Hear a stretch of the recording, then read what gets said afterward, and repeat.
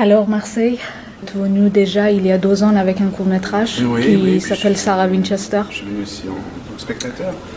C'est un festival qui est un petit peu unique et depuis longtemps dans sa manière de présenter, de montrer, d'organiser les images. C'est un festival qui a grandi dans son coin, en pensant dans son coin et qui aujourd'hui est un festival assez important. Et qu'en fait c'est un festival, comme vous dites, assez particulier. Et notamment des films qui ne sont pas très grand public, tendance expérimentale aussi, on peut dire. Et est-ce que vous vous situez proche de votre esthétique à ce qui présente ce festival? Non, je pense que c'est un petit peu réducteur de dire ça. Moi, je me sens proche des images qui m'intéressent. On peut les trouver ici, on peut les trouver ailleurs. Enfin, je ne suis pas très pour faire cette distinction grand public, pas grand public, expérimental, pas expérimental. Et surtout cette distinction, elle change de plus en plus. C'est ça qui est important. Et c'est des réflexions transversales qu'il faut avoir partout, pas uniquement dans un festival comme celui-ci. Un hommage, parce que vous êtes très jeune. Un hommage, il y a 2 choses. La première chose, c'est évidemment le plaisir. Et puis la deuxième, c'est que ça fait aussi réfléchir. C'est-à-dire, ça vous dit, vous avez fait des choses, qu'est-ce qui reste à faire? On peut dire que c'est le début de la fin ou la fin du début aussi. C'est-à-dire, on s'arrête, on fait un point sur ce qui a été fait, on en parle, et puis ça repositionne sur comment bouger. Et on se regarde vers le passé. Qu'est-ce que vous pensez de vos films? C'est lequel vous préférez et le parcours que vous avez pris?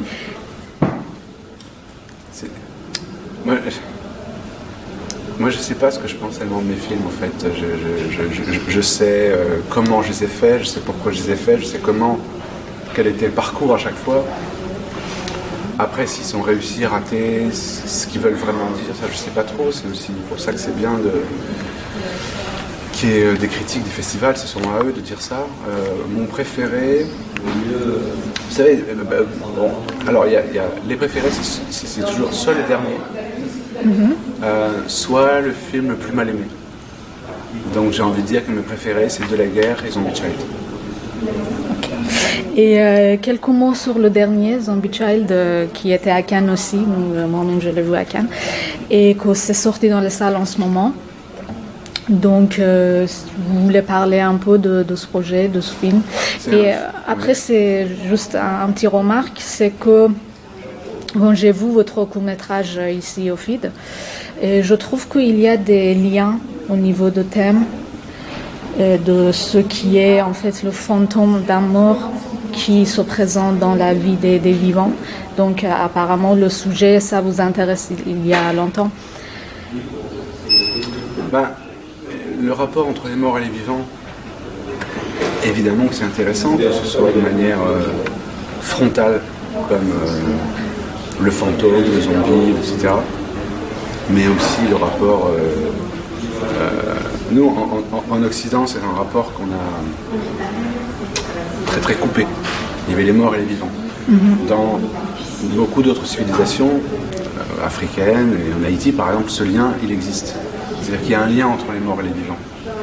Et le vaudou travaille ce lien. Donc ça aussi, c'est quelque chose qui m'intéresse. Non pas que je me sente proche du vaudou, mais je veux dire, c'est un rapport qui m'intéresse. Et Zombie Child, c'est né d'un intérêt pour Haïti avant tout. D'un intérêt pour Haïti qui m'a fait avoir un intérêt pour le vaudou, une connaissance des zombies, etc. Et j'avais noté ça il y a longtemps dans un coin de ma tête. Et puis je suis retombé sur ces notes il y a peu de temps et je me suis dit que voilà, c'était intéressant, je trouve, aujourd'hui de partir d'une figure très connue qui est celle du zombie et de la ramener à son origine, à l'une de ses origines, et à travers ça faire une évocation de l'esclavage. Et un sujet qui est très important dans ce film et que dans Nocturama aussi, le long métrage précédent, c'est l'adolescence. Je trouve que votre film donne un portrait des adolescents français. Et ça, c'est rare dans le cinéma aujourd'hui. Normalement, c'est plutôt question d'adultes. Il y a beaucoup de... Enfin... Non, ce qui est un peu rare, c'est une manière de regarder l'adolescence. Parce que des films en France sur les adolescents, il y en a beaucoup. Beaucoup de premiers films qui sont sur les premiers amours, qui sont sur... Bon. Là, c'était une autre envie Enfin, une autre envie. Une autre manière, en effet, de regarder la jeunesse. C'était s'interroger sur d'autres choses. Alors, Nocturama, c'est clairement un film sur la jeunesse. Et là, c'était une manière de regarder l'adolescence... je sais pas, c'était pas... c'est pas les premiers chagrins, c'est pas le passage à l'âge adulte, c'est la musicalité, je pense. Et la possibilité de recevoir des choses. Et pourquoi ça vous intéresse, les adolescents? Vous semblez proche, c'est-à-dire la façon que vous filmez, comme si vous connaissez très bien. Alors, j'en ai une, ça aide.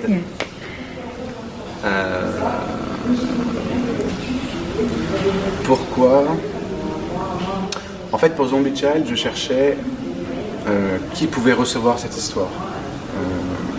Une histoire qui vient d'Haïti, qui vient de loin, il fallait qu'elle soit reçue en France. Et je trouvais que l'adolescent était l'âge parfait pour recevoir cette histoire. Parce qu'il est encore dans le fantasme du zombie, en même temps il s'intéresse à d'autres choses, et j'aime bien cette espèce de frontière. Au-delà de l'adolescence, ce on peut trouver dans tous vos films, c'est de s'intéresser à une communauté. Comme dans l'Apollonide, il y a une communauté de femmes. Ici, il y a des jeunes adolescentes, dans Nocturama aussi. Donc, comment vous analysez vous-même ce rapport entre un groupe que vous approchez et puis les individus dans le communauté? Non, mais c'est le rapport entre le collectif et l'individu. Oui, oui. J'ai pas la réponse à votre question, puisqu'en fait, votre question, c'est la question qu'on se pose quand on fait ce genre de film. Comment envisager le collectif et l'individu? Et je ne sais pas, c'est en tâtonnant, en fait. Il n'y a pas une réponse théorique. Mais c'est le cœur du travail, en fait, oui. C'est comme de la peinture. On mettait un petit peu de ça, un petit peu de ça, un petit peu de ça, puis après on voit comment ça marche. C'est vraiment du tâtonnement. Je pense que avoir une réponse, ce serait se tromper. Ouais. Okay. Comment vous vous situez par rapport aux générations précédentes, notamment la nouvelle vague? Par exemple, un de vos films, qui est mon préféré d'ailleurs, Tirésia, je vois beaucoup de l'influence de Robert Bresson là-dedans. Ça renvoie beaucoup, par exemple, l'actrice qui ressemble parfaitement à Mochette de Bresson, où il y a Journal d'un coureur de campagne là-dedans, il y a l'argent, il y a beaucoup, en fait, cette interfilmicité, on va dire. Donc, qu'est-ce que vous pensez de ça? Non, je pense que je suis d'une génération qui a... la nouvelle vague n'est pas si importante. Les gens un peu plus vieux que moi, pour eux, je pense que c'est très important. Je ne dis pas qu'elle n'est pas importante, c'est-à-dire qu'en fait, la nouvelle vague n'est pas plus importante que le giallo italien, que le western américain. Enfin, j'ai l'impression d'une génération où on s'autorise aussi à se dire que on peut être influencé par Dario Argento et Dreyer. Il n'y a pas de problème. Moi, je suis de la génération des vidéoclubs aussi. Hein, donc, c'est-à-dire, le rapport à la cinéphilie, il est très très multiple, il est très fluide. Donc en effet, dans Tirésia, il y a du Bresson, mais il y a du Argento aussi. Enfin, et tout ça est très normal pour moi. C'est très fluide. J'ai lu dans un interview que vous admirez particulièrement Lynch, vous vous sentez proche. Donc est-ce que vous pouvez parler un peu de ça? Non, c'était proche sur... Bon, j'aime ces films, ça c'est sûr, hein, mais Il y a une solitude chez lui qui me touche beaucoup. Quand je vois des films comme Inland Empire par exemple, je vois vraiment un homme très seul. Et ça me touche beaucoup. Que dans la banalité aujourd'hui des images, produire 18 heures de télévision qui sont Twin Peaks, je trouve ça très très courageux. Si je vous demande de parler de votre vision sur l'art en général dans le cinéma. En fait, c'est des questions trop grosses pour fabriquer des films. C'est-à-dire que si vous vous posez cette question avant de faire le film, pour moi le film n'est pas faisable. Parce que la question écrase le film. Mais c'est même la question du sujet. Si je dis par exemple que Zombie Child, c'est un film qui va parler de l'esclavage, la question elle est trop grosse. Et moi, ma manière de faire, elle n'est pas je ne veux pas me faire écraser, j'essaie de trouver une forme de liberté. Donc j'évacue toutes ces questions théoriques, esthétiques, j'essaie de travailler sur des scènes qui m'intéressent, des images qui m'intéressent, des sons qui m'intéressent, et puis après on voit ce que ça donne, on voit ce que ça raconte, est-ce que ça fabrique un discours sur l'art, j'en sais rien. Mais si je pars du discours sur l'art, je suis écrasé. Pour vous, le point de départ plus important, c'est les personnages en quête sociale ou un approchement esthétique? Vous pensez d'abord aux images, le montage? Je pense à des scènes. C'est très mystérieux le moment où on sait que le prochain film ce sera celui-là. Pourquoi on le sait, je ne sais pas. Mais à moi, il y a une évidence. Voilà, mon prochain film, c'est ça. Donc à partir de là, j'essaie de penser à des scènes, à des sensations, à des moments qui pourraient fonder le désir de continuer. J'essaie de ne pas théoriser surtout. Et voilà, d'avancer un peu comme ça. Et que vos personnages, après on peut le voir analysé dans vos films précédents, et pas seulement dans Zombie Child, mais dans par exemple de la guerre, le personnage a un rapport avec une sorte de métaphysique. Et ce qu'on se voit dans Theresia aussi. Et comment vous voyez ça en fait? Est-ce que vous captez des instants réels?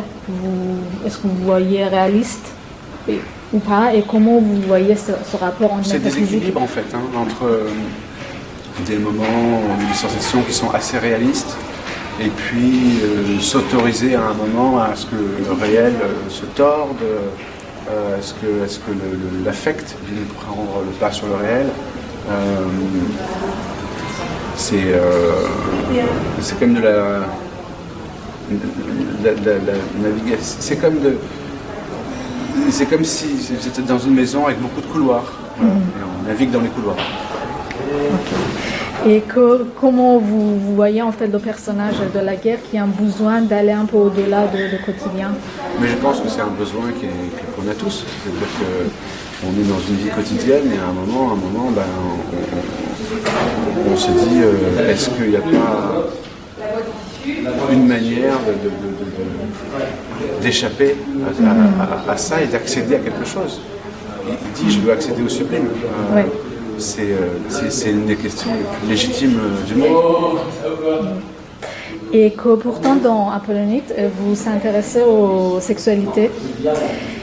Et que c'est un film historique aussi parce que ça parle d'une période vraiment dans l'histoire de la France, dans la vie sexuelle des gens à cette période-là. Et qu'à la fin, on voit aujourd'hui. Et donc comment vous voyez ça entre le passé et aujourd'hui? Non, c'était une manière de dire, j'essaie de trouver une manière qui soit cinématographique, de dire que ce personnage précis serait une prostituée à vie. Elle n'en sortirait jamais. Voilà. Et donc de la mettre 100 ans après, encore dans la prostitution, c'était une manière de dire c'est son destin. En fait. Et comment vous voyez en fait la sexualité à cette époque-là? Je ne l'ai pas montré la sexualité. Oui. J'ai utilisé les chambres plus comme un théâtre de fantasmes, de fétiches, que comme notre sexualité.